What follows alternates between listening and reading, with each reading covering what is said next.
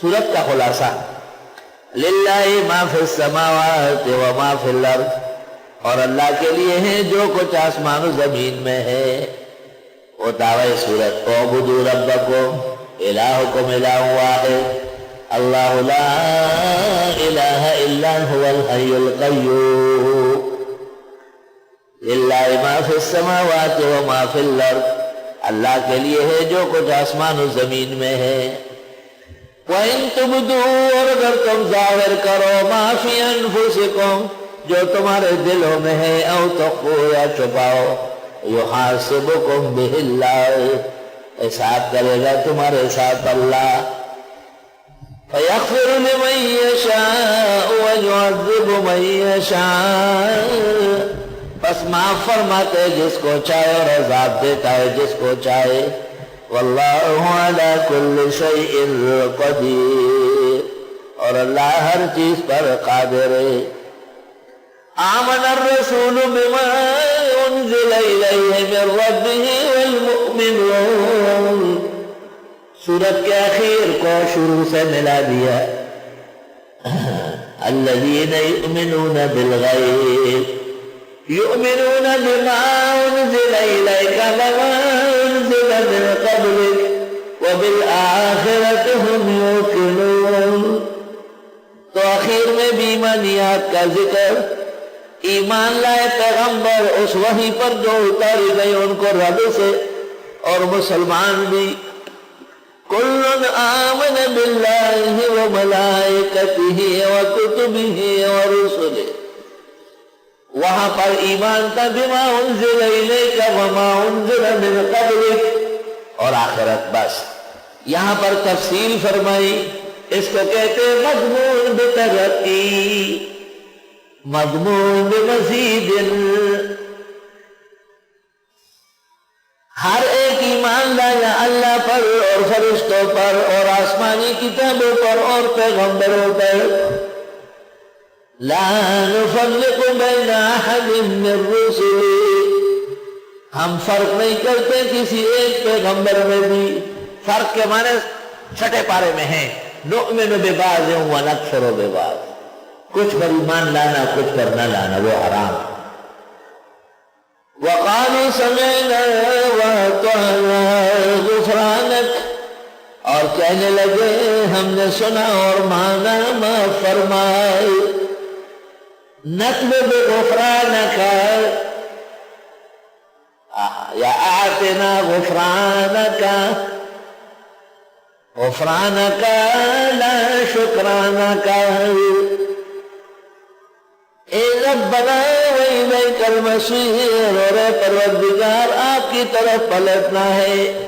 آخری بات گش وہی ہے، لا یکلف اللہ نفسا الا وسعها، تکلیف نہیں دیتا اللہ کسی کو مگر جتنی اس کی استطاعت ہو۔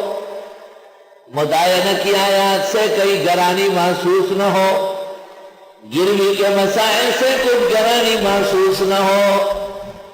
سود کے بارے میں آخری چیلنج جو دیا کہ اللہ اور رسول سے لڑنے تیار ہو جاؤ۔ سود چھوڑنا تمہارے اختیار میں تو ہے، اتنے مال و دولت کی ضرورت کیا ہے کہ ہر بینک کے آپ ایڈوائزر ہے، ہر جہان کے ایڈوائزنگ آپ کر رہے، ضرورت کیا ہے؟ ایک فقیہ و شیخ الحدیث کو کیا حاجت ہے کہ وہ بینکوں کی میٹنگ میں بیٹھا رہتا ہے؟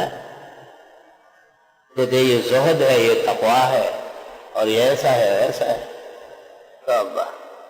خیرت کا نام جنوں رکھ دیا، جنوں کا خیرت، جو چاہے آپ کا حسن کرشم ساز کرے۔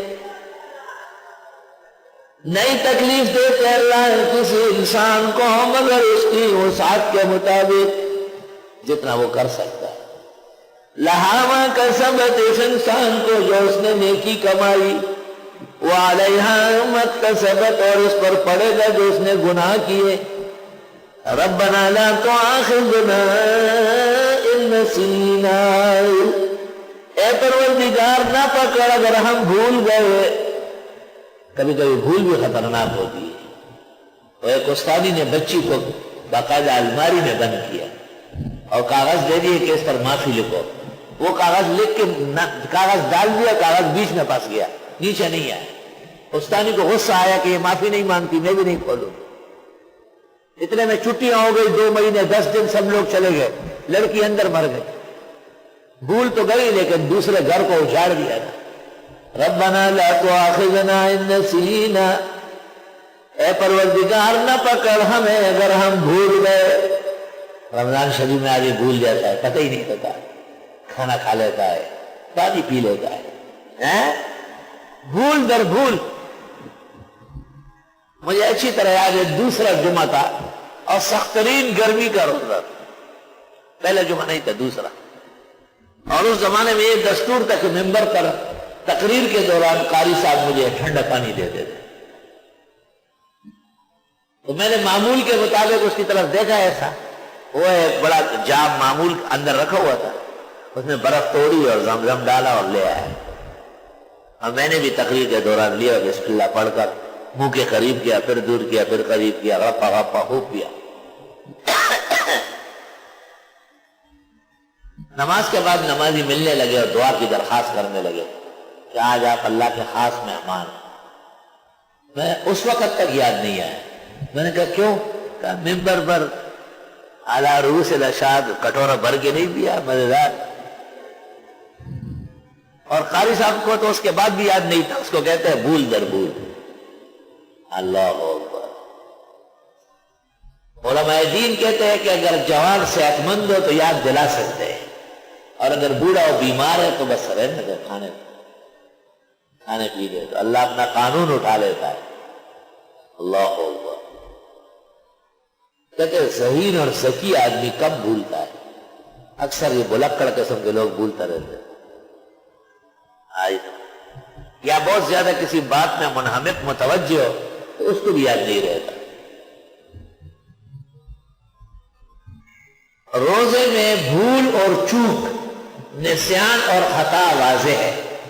نسیان اس کو کہتے ہیں کہ فعل سرے سے یاد نہیں آیا، پی لیا کھا لیا، اور خطا اس کو کہتے ہیں کہ یاد تو ہے، منہ میں پانی ڈالا کلی کرنے لیکن غلطی سے اتر گیا۔ ہمارے نزدیک نسیان معاف ہے اور خطا پر قضا ہے اور عمد پر کفارہ بھی ہے۔ والتفصیل فی الفقہ، اے پروردگار نہ پکڑیے ہمیں اگر ہم بھول گئے یا ہم چوک گئے۔ ربنا لا تحمل علینا اسرا، نہ ڈالیے ہم پر ایسا بوجھ، کما حملتہ، جیسے آپ ڈال چکے ہیں، علی الذین، ان لوگوں پر، من قبلنا، جو ہم سے پہلے تھے۔ ربنا اے پروردگار، ولا تحملنا ما لا طاقۃ لنا بہ،